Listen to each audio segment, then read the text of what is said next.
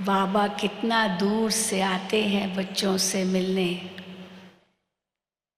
हम तो यहाँ की ट्रेन का सफ़र करते हैं, चलो 2 दिन 3 दिन लगते हैं कर्नाटक मैसूर आदि से आने में, लेकिन बाबा तो 1 सेकंड में बच्चों से मिलने आ जाते थे।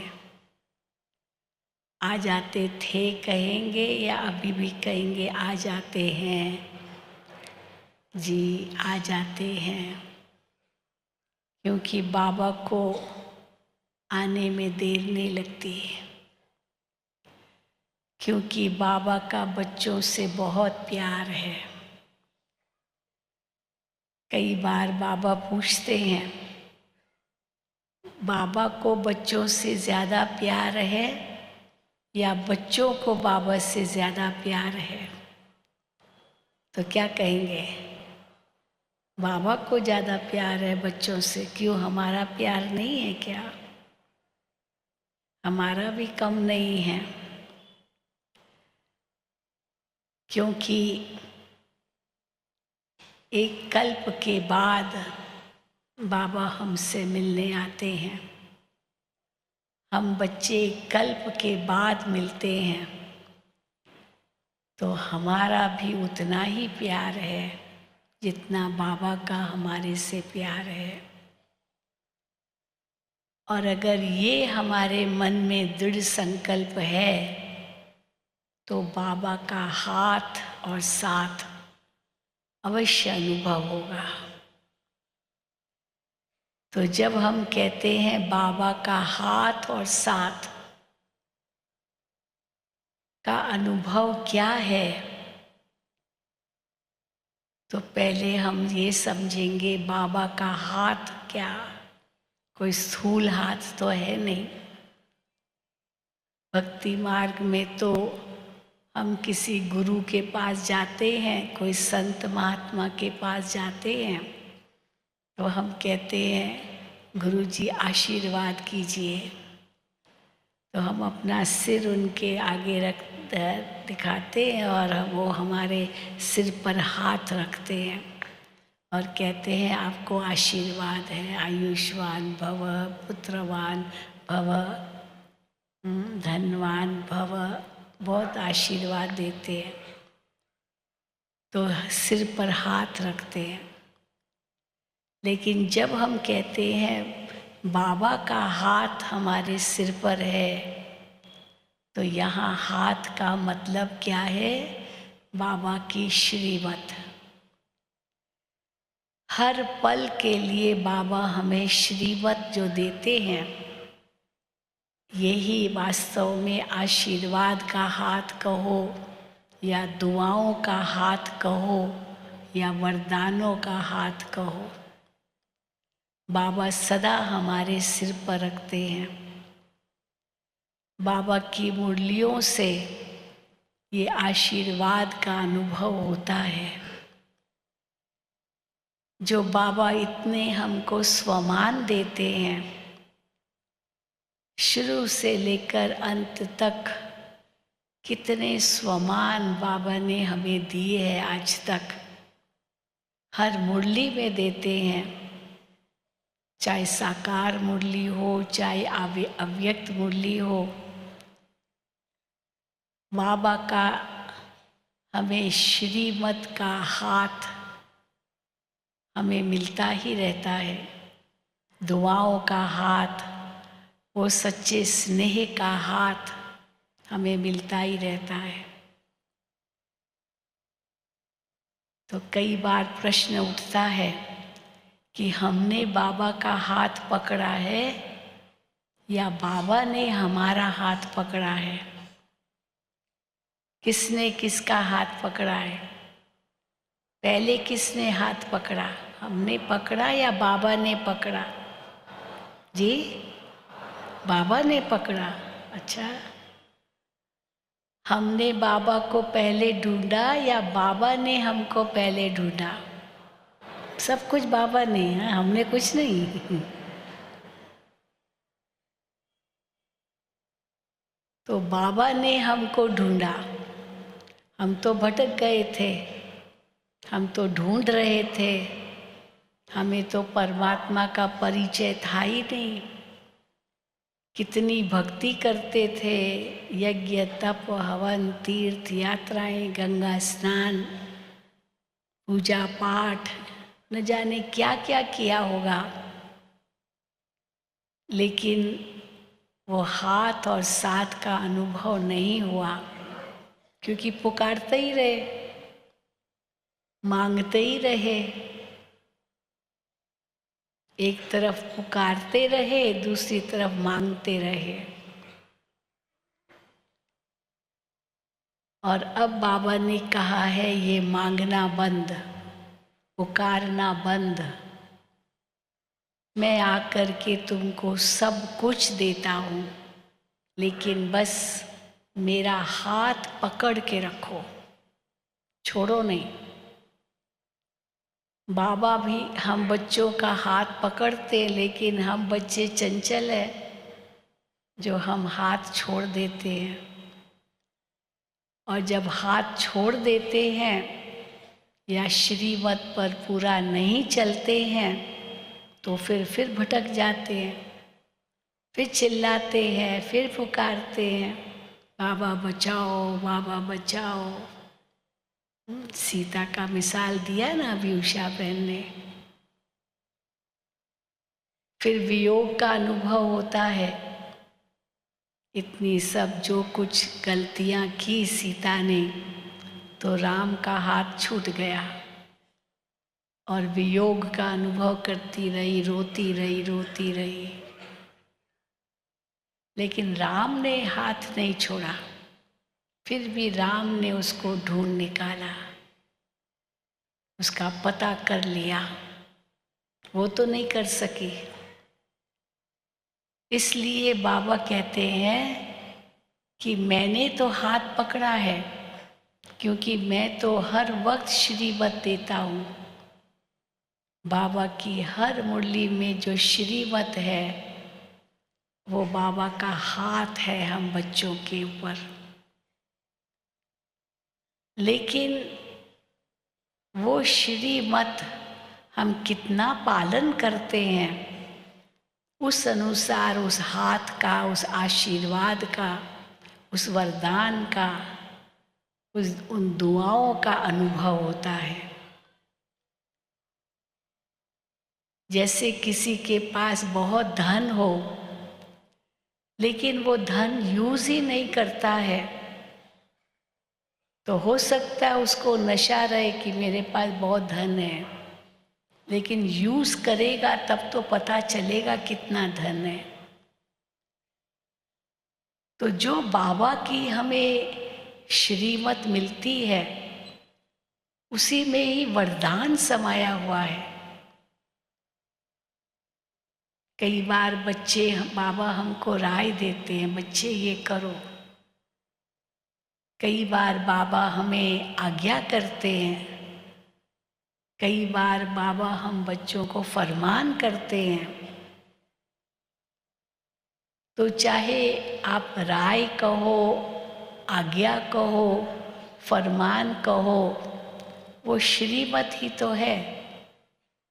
और सुबह से लेकर रात्रि तक की श्रीमत बाबा हमें देते हैं।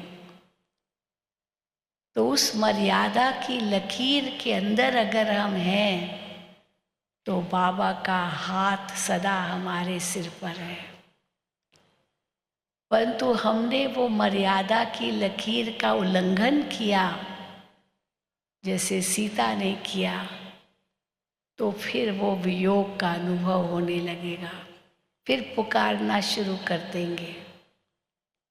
लेकिन जब तक श्रीमत की मर्यादाएं के अंदर हैं हम, तो वो अनुभव होता है बाबा का हाथ हमारे हाथ में है।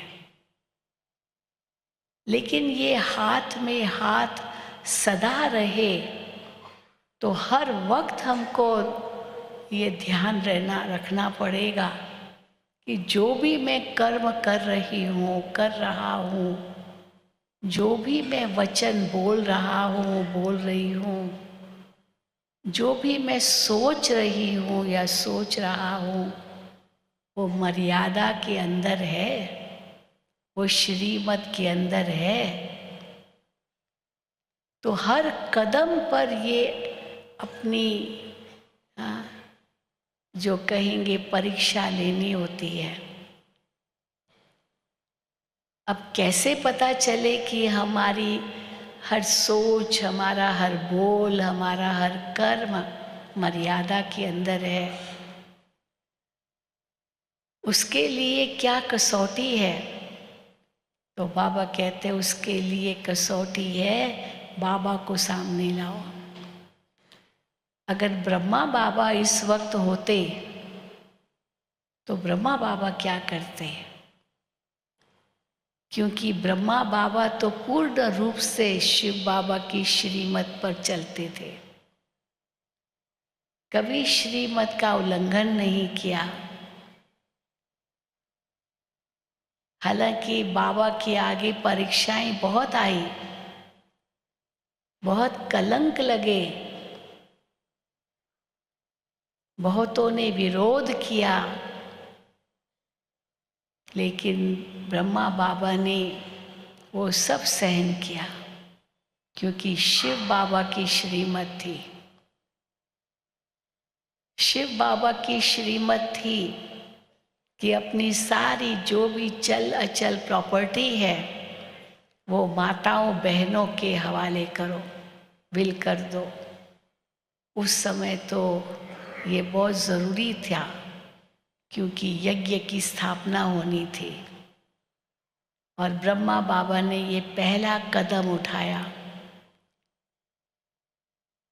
क्योंकि अगर ब्रह्मा बाबा ये कदम नहीं उठाते होते तो आज इस यज्ञ की स्थापना नहीं हुई होती। तो पहला बीज तो स्वयं ब्रह्मा बाबा ने डाला, वो पहली श्रीमत। और जैसे इस श्रीमत का पालन किया, बीज डाला, देखो आज उसी बीज का ये फल है। इतना बड़ा वट वृक्ष इस ईश्वरीय विश्वविद्यालय का आज हम देख रहे हैं। अगर ब्रह्मा बाबा ने ये नहीं किया होता, शिव बाबा को कहता कैसे करूँगा मैं, मेरे बाल बच्चे हैं, मेरा परिवार है, मेरा धंधा है, मेरा ये है, मेरा नाम है, मेरा मान है, मेरा शान है, मेरी इतनी महिमा है, मेरा ये सब छोड़ दो, सब माताओं बहनों के हवाले कर दो, न्यारा हो जाऊं। अगर वो सब बातें सोचता होता तो कभी नहीं वो बीज डालता। लेकिन शिव बाबा ने पहली श्रीमत उनको यही दी और उसके आधार पर ये इतना बड़ा वट वृक्ष तैयार हुआ। फिर दूसरी श्रीमत क्या दी? पहली श्रीमत दी कि अपना सब कुछ चल अचल प्रॉपर्टी सब कुछ माताओं बहनों के आगे समर्पित करो। दूसरी श्रीमत क्या दी? कि पवित्र बनो, योगी बनो, पवित्र बनो, योगी बनो। क्योंकि बाबा तो गृहस्थी थे, बाल बच्चे वाले थे, 5 बच्चे थे बाबा को। तो ऐसे तो नहीं कहेंगे कि वो पवित्र थे, गृहस्थी थे, फंसे हुए थे व्यवहार में। और जैसे ही शिव बाबा ने उनको कहा बच्चे तुमको पवित्र बनना है, तुरंत बाबा ने पवित्रता की प्रतिज्ञा की। और अकेले नहीं की, बाबा ने कहा जो भी समर्पित हुए सब ने प्रतिज्ञा की, सबसे प्रतिज्ञा करवाई। लेकिन कितना विरोध का सामना करना पड़ा। पता था बाबा को कि ये छोटी छोटी बच्चियां जिन्होंने समर्पण किया है, उनके माता पिता क्या कहेंगे। क्योंकि बाबा ने तो बच्चों का स्कूल खोला था, वो स्कूल में पढ़ती थी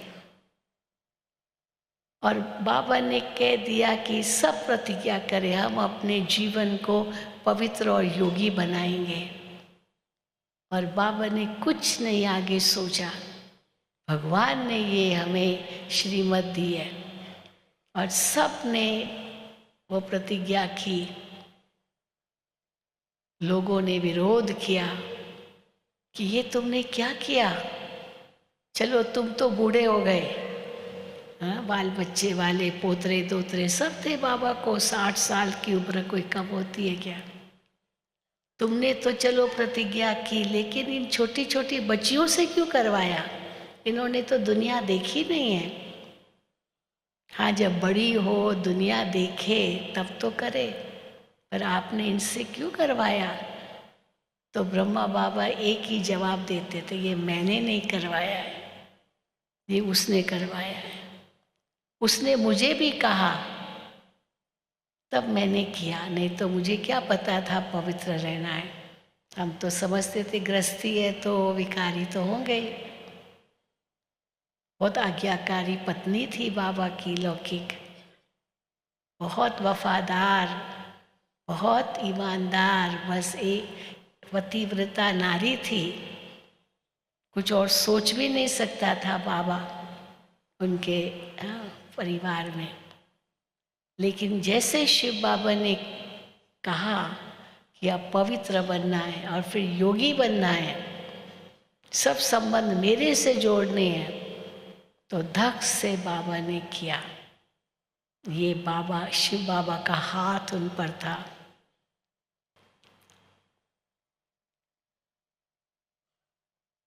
तो श्रीमत का हाथ और बुद्धि का साथ, बुद्धि का साथ, मन और बुद्धि केवल एक बाबा में।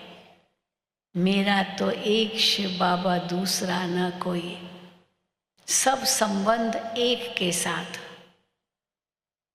आज भी बाबा ने कितना कहा मुरली में, कोई भी देहधारियों को याद नहीं करो। देहधारी क्यों याद आते हैं? क्योंकि खुद को देह देखते हैं। जहाँ खुद को देह देखा वहाँ देहधारी तो याद आएंगे, क्योंकि सब देह से संबंधित है। व्यर्थ संकल्प भी जो आते हैं वो भी देह से संबंधित है। व्यर्थ संकल्प कौन से आएंगे? या तो व्यक्तियों की याद आएगी, या तो कोई वस्तुओं की याद आएगी, या तो कोई घटनाओं की याद आएगी, ये हुआ वो हुआ वो हुआ, या तो कोई वैभव याद आएंगे, इच्छाएं, ये चाहिए वो चाहिए। तो या तो व्यक्ति, या तो वस्तु, या तो वैभव, या तो घटनाएं, या तो स्थान। मैं फलानी जगह गया, ये किया वो किया, स्थान याद आएंगे। और मन और बुद्धि उसी में भटकते रहते हैं। लेकिन जैसे बाबा ने कहा कि अपने को आत्मा समझ मुझे याद करो, यही राजयोग है। आत्मा समझकर मुझे याद करो कहने से व्यक्ति भी भूल जाएंगे, क्योंकि आत्मा के साथ तो और कोई रिश्ते है ही नहीं, केवल भाई भाई बस, और कोई रिश्ता नहीं। एक परिवार, भाई भाई, एक पिता, बस।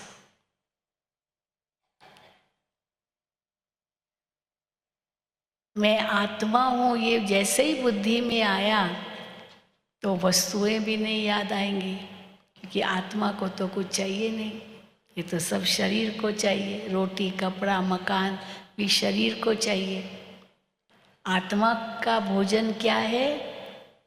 शरीर का ये के लिए आवश्यक है, रोटी कपड़ा मकान, शरीर को जीवित रखने के लिए, शक्तिशाली बनाने के लिए। पर आत्मा का भोजन क्या है?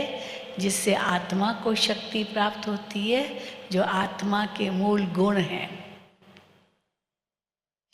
शांति, प्रेम, पवित्रता, सुख, आनंद, शक्ति, ज्ञान, ये जो आत्मा के मूल गुण हैं, वो जैसे जैसे आत्मा में आते जाते हैं, वो आत्मा शक्तिशाली अपने को अनुभव करती है तो आत्मा में ही, लेकिन देह अभिमान के कारण भूल गए हैं। वो आवरण आ गया देह अभिमान का। तो जैसे आत्मा को ये पहचान मिली कि मैं इन्हीं गुणों की स्वरूप हूँ, वो जागृति आई, तो ऑटोमेटिकली वस्तुएं वो सेकेंडरी हो जाती है। आत्मा की शांति, आत्मा की खुशी, आत्मा के अंदर जो प्रेम, वो सबसे पहले अनुभव हो। इसीलिए बाबा कई बार कहते हैं कि शरीर भी छूट जाए लेकिन खुशी न जाए। लोग कितनी भी गालियां दे, अपमान करे, लेकिन आप अपना स्वमान कम मत करो। मैं शांत स्वरूप आत्मा हूँ, ये जब मैंने निश्चय किया, इस स्वमान में मैं रही, तो चाहे कोई गाली दे, कुछ भी करे, मैं अपमानित नहीं महसूस करूँगी। अपमानित तब महसूस करूँगी जब मैं सोचूंगी इसने ऐसे क्यों कहा मुझे, क्या समझता है अपने आप को, मैं ऐसे थोड़ी हूँ। तो अपमानित महसूस किया माना देह अभिमान है, मैं शरीर देख रही हूँ अपने आप को। पर अगर मैं आत्मा हूँ तो मैं शांत स्वरूप, प्रेम स्वरूप, सुख स्वरूप, आनंद स्वरूप, शक्ति स्वरूप हूँ। ये आत्मा का भोजन आत्मा को मिला, तो वो शक्ति आत्मा को आती है, तो अपमान की महसूसता नहीं होती है, हमारी शांति भंग नहीं होती है, हम दुख नहीं लेते हैं, नहीं तो फटाफट दुख ले लेते हैं। आज भी बाबा ने मुरली में कहा, संबंधों से इतना मोह है, कुछ है या कुछ अनबन कुछ हुई, तुरंत जैसे एक जख्म हुआ उसमें नमक लग गया, कितना दर्द करता है। लेकिन जब मैं आत्मा हूँ और ये सब भी आत्माएं हैं, मेरा इनके साथ कर्मों का हिसाब किताब है, और जब कर्मों का हिसाब किताब पूरा होता है, कोई किसी का नहीं है, ये सब कर्म का खेल है सारा, ये कर्म क्षेत्र, कर्म संबंध बनते, कर्म बंधन बनते हैं। तो जैसे हमें ये समझ मिलती है, तो ऑटोमेटिकली सब संबंध हम शिव बाबा से जोड़ते हैं, तो व्यक्ति भी याद नहीं आता, वस्तु भी याद नहीं आती, फिर कोई चाहिए चाहिए चाहिए चाहिए ये भी बुद्धि में नहीं आता है, क्योंकि क्या चाहिए, कुछ नहीं चाहिए। जो पाना था वो पा लिया, भगवान को पाने की इच्छा थी वो पा लिया, तो और क्या चाहिए। और भगवान मिला माना सब कुछ मिला, सब कुछ माना सब कुछ, कोई कमी नहीं। एक मिसाल देते ना, एक कहानी सुनाते हैं कि एक राजा था, उसके पास बहुत चीज़ें थी, बहुत सौगातें थी। अब वो चाहता था मैं अपनी प्रजा में ये बांटूं, तो उसने ऐलान किया कि ये सारी चीज़ें हैं मेरे पास, हर एक आकर के कोई भी चीज़ पर हाथ लगाए वो चीज़ उसको दे देंगे, कोई भी चीज़ पर हाथ लगाए। तो बहुत आए, बहुत अच्छी अच्छी आकर्षक चीज़ें थी, तो हर एक ने अपनी अपनी चीज़ पसंद की, हाथ लगाया और राजा ने उनको वो दिया। लेकिन एक छोटी सी बच्ची आई, वो सब कुछ देख रही है, लेकिन कुछ भी किसी पर भी हाथ नहीं लगा रही है, हाथ नहीं रख रही है। भाई तुम ये हाथ रखो, ये चीज़ तुमको मिलेगी। पर घूमती रही, राजा भी सोच में पड़ गया, ये इसको आखिर चाहिए क्या? इतनी अच्छी अच्छी चीज़ें क्यों नहीं हाथ रख रही है किसी भी चीज़ पर? लेकिन अभी राजा भी पीछे पीछे, ये क्या कर रही है? आखिर उस बच्ची ने क्या किया, राजा को ही हाथ लगा लिया।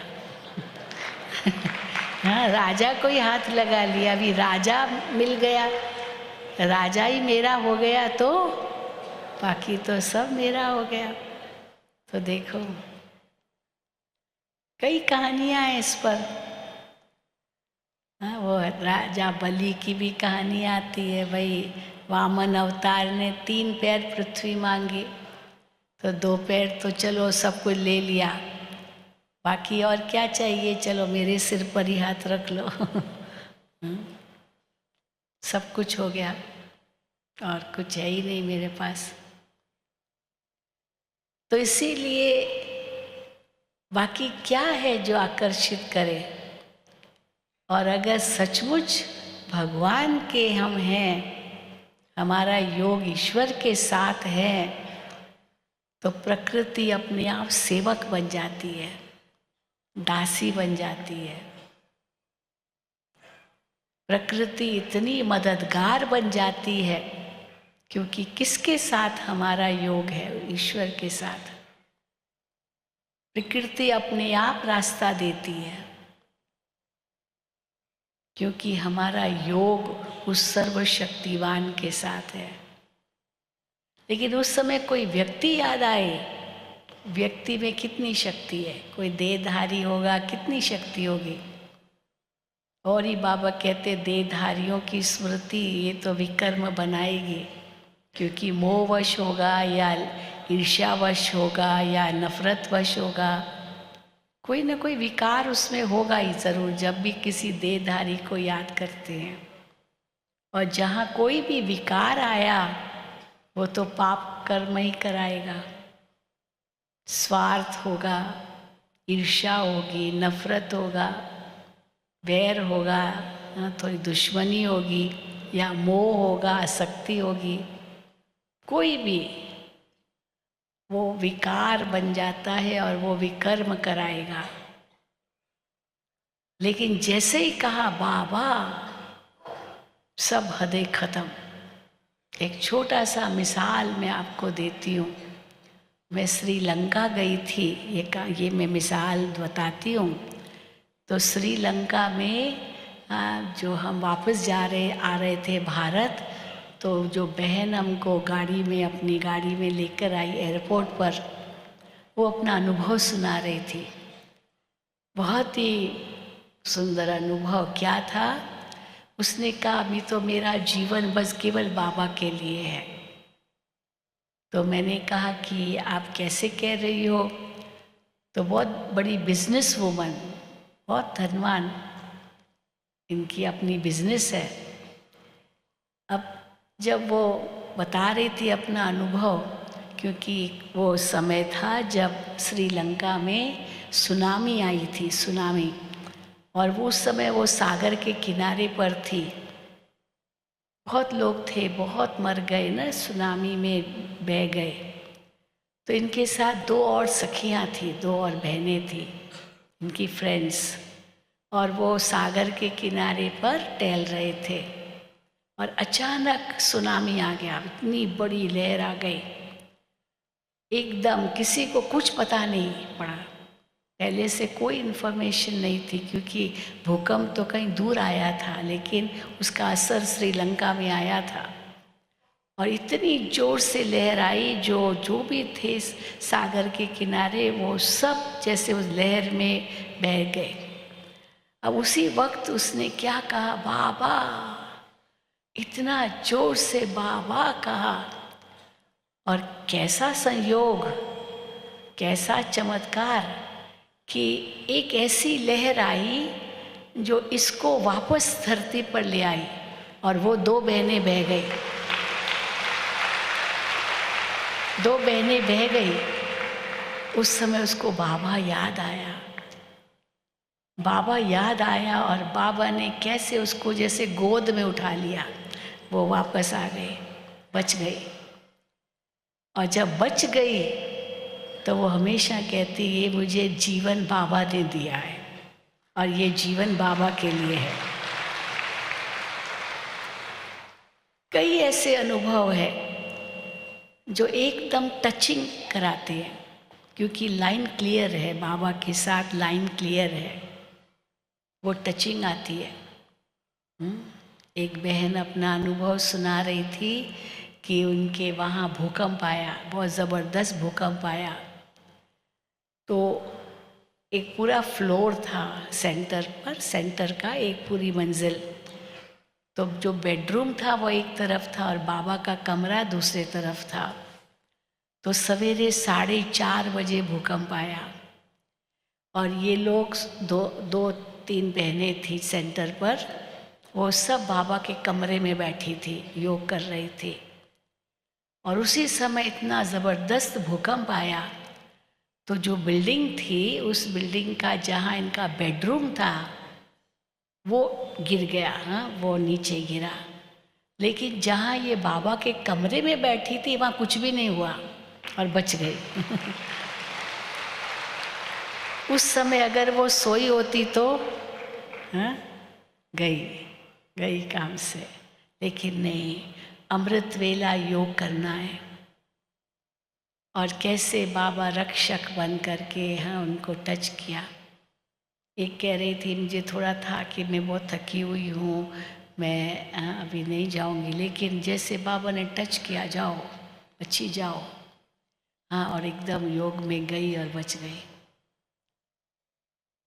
भोपाल गैस कांड हुआ था, बहुत ज़बरदस्त, कितने हज़ारों लोग मारे गए थे। भोपाल में गैस का रिसाव हुआ था और पूरे शहर में इतनी बांस थी, बात मत पूछो। लोग भाग रहे थे, पता नहीं किसका है क्या है भोपाल में। तो लोग इतने भाग रहे थे, वहाँ हमारा सेंटर था, होगा अभी भी है। अब वो बहनें 3 बहनें थी सेंटर पर, उनको भी वो बांस आई, लेकिन उस समय वो बाबा की याद में बैठ गए, योग में बैठ गए। और एकदम जैसे उनको टचिंग आई, क्योंकि बांस तो बहुत आ रही थी, उनको टचिंग आई। वे कहाँ जाएंगी, भाग के कहाँ जाएंगे। टचिंग आई कि बस सब खिड़कियाँ दरवाजे सब बंद कर दो, सब बंद कर दिया। और प्यास लगी बहुत, एकदम मुंह सूख गया। तो प्यास लगी तो खूब पानी पिया, और सर्दी के दिन थे और उन्होंने जो एकदम फुल स्पीड पर पंखा चला दिया और बिस्तर पर एकदम कंबल ओढ़ के ऐसे सो गई, इस मुंह पर भी हाँ जैसे वो बांस से दूर हो। तो इन्होंने 4 काम ये किए, वो बाबा की टचिंग मिली उनको। सब खिड़की दरवाजे बंद कर दो, पंखा फुल स्पीड पर रखो और खूब पानी पियो और कंबल ओढ़ के एकदम सिर पर, ताकि नाक पर भी तो वो स्मेल ना आए, और एकदम अच्छी तरह से अपने आप को कवर कर दिया और बस सो गई बाबा। और जब ये पूरा हुआ तो ये तो बच गई, इनको कुछ भी नहीं हुआ, बच गई, क्योंकि और वो स्मेल तो उनको मिली नहीं और खिड़की दरवाजे सब बंद थे, पंखा फुल स्पीड पर था तो उनको वो लगा नहीं, और पानी खूब पिया। ये 4 चीज़ें उन्होंने की और बच गई। तो पीछे जब बाद में पता चला, चारों ओर डॉक्टर के पास गए तो डॉक्टर ने कहा आपको तो कुछ भी नहीं हुआ, और जो वास्तव में करना चाहिए था वो आप लोगों ने किया। तो कहा ये बाबा की टचिंग थी। और जो लोग भागे दौड़े, हाँ दौड़ के गए तो हाँप जाएंगे ना, अब वो हाँपते वही गिर गए, वही मर गए, क्योंकि वो सहन नहीं कर सके स्मेल को। तो वही ले रहे थे, वो कार्बन डाइऑक्साइड ही जा रहा था, नाइट्रो ऑक्साइड जा रहा था, मानो जहर था वो हवा में, और वो ले रहे थे तो नेचुरली गिर के मर गए। पर इन्हों को कुछ भी नहीं हुआ। तो इनका तो कितना वो सरकार ने मान किया, कितना उनको अवार्ड दिया कि आप लोगों ने आपको भगवान ने बचाया है ना। देखो, क्योंकि उनको था चलो मर जाएंगे कोई बात नहीं, हम तो जाएंगे नहीं, हम तो नहीं भागेंगे जैसे वो और भाग रहे हैं। बाबा को जो करना होगा करो, बाबा के ऊपर छोड़ दो। यानी एक बल, एक भरोसा जो बाबा के प्रति था, तो बाबा ने कैसे उनकी रक्षा की। कई अनुभव हैं, पर उस समय हम बाबा को न भूले। महाभारत में बहुत कहानियां हैं ना इसकी। महाभारत में क्यों ये पांडव हार गए, बताते हैं ना, क्यों पांडव हार गए, जबकि उनका साथी श्री कृष्ण स्वयं था, उनके साथ साथ था, लेकिन फिर भी वो क्यों हार गए, जुआ में क्यों हार गए? क्योंकि उन्होंने उस समय भगवान को याद नहीं किया। हाँ, वो संवाद दिखाते हैं कि भगवान आपने उस समय इनको मदद क्यों नहीं की, ये हारते गए हारते गए हारते गए, आपने मदद क्यों नहीं की? तो कहा हमको याद ही नहीं किया, याद ही नहीं किया, मुझे तो दूर ही रखा था कि श्री कृष्ण को पता भी न चले कि हम जुआ खेल रहे हैं, पता भी न चले। क्योंकि अगर उनको बताते तो वो तो श्री कृष्ण आके खेलता, मानो खेलना भी था। कौरवों को तो खेलना आता नहीं था, उन्होंने शकुनी को बीच में डाला, वो चालाक था, होशियार था। अगर पांडव भी श्री कृष्ण को बुला लेते थे तो जीत लेते थे, लेकिन उन्होंने क्या किया, श्री कृष्ण को नहीं बुलाया, सोचा हम करेंगे हम करेंगे, और हम करेंगे तो हार गए।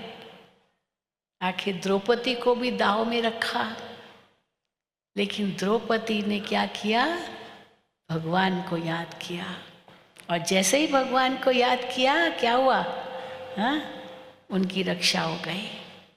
क्यों रक्षा हुई? द्रौपदी की रक्षा हुई, और उनकी पांडवों की रक्षा क्यों नहीं हुई? क्योंकि उन्होंने याद नहीं किया। तो जब बाबा कहते हैं बुद्धि का हाथ श्रीमत का साथ, तो बुद्धि का हाथ का मतलब क्या है, इतना संबंध एक के साथ हो, इतना स्नेह एक के साथ हो। आज भी बाबा का जो वरदान था वो यही था। तो जब बुद्धि का साथ है, ऑटोमेटिकली उसमें संबंध और स्नेह है, तो शक्ति ऑटोमेटिकली बाबा की मिलती है, बुद्धि की लाइन क्लियर हो जाती है। लेकिन उस समय बाबा के साथ सर्व संबंध हो, कोई देहधारी की याद न हो, कोई व्यक्ति मेरा तेरा ये सब न हो, बस एक बाबा और दूसरा कोई नहीं। और अंत में यही काम आएगा, अंत में यही काम आएगा। अंत में कोई भी अगर देहधारी की याद आई तो फेल।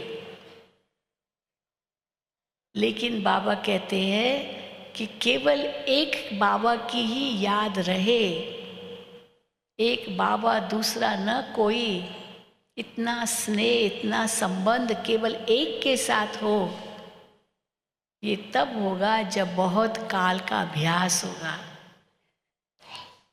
अगर बहुत काल का अभ्यास नहीं है तो अंत में एक याद नहीं आएगा, नहीं आएगा। तो अंत हमारा सुहाना जाए, उसके लिए बहुत काल का अभ्यास चाहिए। और वो अंत कब आएगा, वो तो बाबा कहते अचानक होगा, अचानक। किसी शिष्य ने अपने गुरु से पूछा कि गुरुजी, मेरा मन बहुत भटकता है, नई मन याद करता है, कैसे मैं अपना मन ईश्वर में लगाऊं। तो गुरु ने उनको एक ही राय दी, हर वक्त सोचो मेरी अंतिम घड़ी है, मेरी अंतिम घड़ी है। मम्मा भी यही कहती थी, तीव्र पुरुषार्थ अगर करना है तो हर वक्त यही सोचो मेरी अंतिम घड़ी है। और जो अंतिम घड़ी है तो और क्या याद आएगा, और कोई याद नहीं आएगा। लेकिन उसके लिए बहुत काल का अभ्यास चाहिए। जिस व्यक्ति ने भगवान को याद ही नहीं किया, मान लो सारी उम्र पैसा पैसा पैसा पैसा, बस यही बुद्धि में था, मेरा मेरा मेरा मेरा। अब उसकी अंतिम घड़ी अगर आती है और उसको कहा जाए भगवान को याद करो, भगवान को याद करो, कर सकेगा? मेरा मेरा मेरा ही करता रहेगा, क्योंकि उसको डर होगा ये सब यहीं रह जाएगा, ये सब यहीं छूट जाना है। परंतु बाबा ने तो हमें कह दिया ये तो सब छूटना ही है, पहले से ही हमें बता दिया है, छोड़ो तो छूटो, मेरा मेरा क्या लगा के रखा है। पर तो जितना हम उस मेरा मेरा से दूर जाते, बाबा और देता है, सचमुच हमने देखा है। क्योंकि बाबा देखते ये बच्चा बाबा के सिवा और किसी को याद नहीं कर रहा है, तो बाबा बहुत देता है, भंडारा भरपूर कर देता है। शिव के भंडारे भरपूर, काल कंटक दूर, इतनी मदद मिलती है बाबा की, बात मत पूछो। लेकिन बाबा याद आए सबसे पहले। इसलिए देखो, हम कई बार माताओं से पूछते हैं ना, आपके कितने बच्चे हैं? तो फिर कहते हैं 3 लौकिक 1 शिव बाबा। 4 बच्चे हैं तो 3 लौकिक 1 शिव बाबा। तो हम उनसे पूछते, 1 शिव बाबा आप लास्ट में कहते हो, माना वो आपका सबसे छोटा बच्चा हो गया, आप ये क्यों नहीं कहते हो शिव बाबा और 3 लौकिक बच्चे? शिव बाबा लास्ट में कहते हो, 3 लौकिक और फिर 1 शिव बाबा, माना छोटा हो गया। तो कहा सॉरी हाँ, पहले शिव बाबा फिर 3 लौकिक। तो फिर मुझे कहती है, मैं कभी कभी बाबा को बड़ा बच्चा बना देती हूँ, कभी बाबा को छोटा बच्चा भी बना देती हूँ। 3 बच्चे तो लौकिक है ही है, परंतु शिव बाबा कभी पहला बनाती हूँ, कभी छोटा बनाती हूँ। तो मैंने कहा क्यों? तो कहा जब बाबा से कोई राय लेनी है ना, हाँ बाबा मैं क्या करूँ, बाबा कैसे करूँ, बाबा से बातें करती हूँ तो बाबा हाँ बड़ा बच्चा बन करके हमको बहुत अच्छी राय देता है। लेकिन मुझे अगर कुछ ऐसे काम करवाना है, हाँ मेरी पर्स नहीं मिल रही है, मेरा जूता नहीं मिल रहा है, तो बेटा मेरा जूता कहाँ है हाँ? तो शिव बच्चा बन जाता है और फिर देखती है मेरा जूता तो यही है, वो बच्चे ने रख दिया वहाँ 1 मिनट पहले दिखाई नहीं दिया, अभी अचानक कैसे दिख गया तो वो बच्चे से अभी बड़े से थोड़ी काम करवाएंगे, तो छोटों से ही कराएंगे, मेरा जूता लाओ, मेरा पर्स लाओ, मेरा चश्मा लाओ, मेरा ये लाओ। तो छोटे छोटे को तो बाबा को छोटा भी बना देती हूँ तो बड़ा ही बना देती हूँ। बाकी तो वो 3 बच्चे तो ठीक है, वो तो हमारे कर्मों का हिसाब किताब है लेकिन ये मेरा बड़ा बच्चा, मेरा छोटा बच्चा। तो फिर अब देखा, फिर तो 5 हो गए। तो कहा नहीं वो बहुरूपी है, कभी बड़ा बन जाता है, कभी छोटा बन जाता है। हाँ ये अच्छी बात है। यानी कहने का भाव है कि बाबा से कैसे वो खेल करती है और सचमुच इतनी मौज में रहती है, इतनी मौज में बात मत पूछो। तो इसका मूल कारण क्या है? इसकी बुद्धि केवल बाबा में और कहीं नहीं। कुछ भी कोई पति उसका कुछ कहेगा ना, अभी मैं उसका नाम रख दिया सोनू, अभी मैं सोनू से बात करती हूँ, सोनू बताएगा, और सचमुच वो बाबा से बात करे और एकदम उसको टचिंग आए। तो उसका पति ज्ञान में नहीं इतना, मतलब सहयोगी है, तो क्या अपनी सोनू से पूछो हैं? सोनू से पूछो, नाम ही उसका रख दिया सोनू। तो कहने का भाव है कि सब संबंध मेरे बाबा के साथ, पर उसका आधार क्या है? इतना स्नेह हो, तब कहेंगे हाँ, बुद्धि का साथ। तो बुद्धि हर वक्त उनमें ही हो। और फिर बाबा तो ये भी कहते छोड़ो कुछ भी नहीं, छोड़ना कुछ भी नहीं है। शुरू में तो सब छोड़ के आए, क्योंकि उस समय यज्ञ की शुरुआत थी, स्थापना होनी थी, फाउंडेशन पड़ना था। लेकिन अभी तो इतना विस्तार हो गया है, अभी बाबा कहते कुछ भी छोड़ना नहीं है। छोड़ के आके यहाँ बैठेंगे तो आपकी रचना की पालना कौन करेगा? आपने रचा है, आपको ही पालना करनी है। छोड़ना कुछ भी नहीं है, लेकिन फंसना भी कहीं नहीं है। यही तो कला है, फंसना भी नहीं है। छोड़ना भी सहज है, फंसना भी सहज है, दोनों ही सहज है। छोड़ो तो छूटो, खत्म। फंसना भी बहुत सहज है, मकड़ी की जाल बना के फंसे रहो। पर छोड़ना भी नहीं और फंसना भी नहीं, निभाना भी पूरा, तो भी न्यारा और प्यारा रहना। बाबा कहते बस यही मेहनत करनी है। लेकिन आज ही बाबा का वरदान था, मेहनत तब लगती है जब सब संबंध बाबा के साथ नहीं है, या बाबा से पूरा स्नेह नहीं है।